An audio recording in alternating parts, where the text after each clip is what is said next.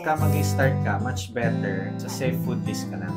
Yung caution, ang problem eh. So, caution, 2 or 3 times a week.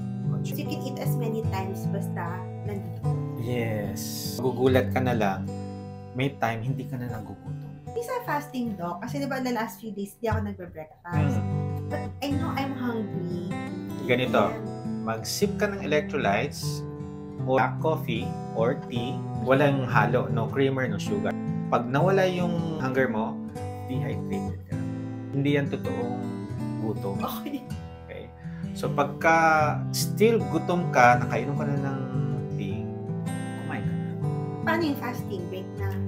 Hayaan mo lang yung fasting, it will follow. Once na nag-strict low carb ka, tanggalin mo itong mga high carbs, processed, sugary food, sugary drink, masasanay yung katawan mo, and then eventually, sasabihin niya, ay, hindi ako gutom. Kaya nagugulat yung iba, uy, ang dali pala mag-fasting.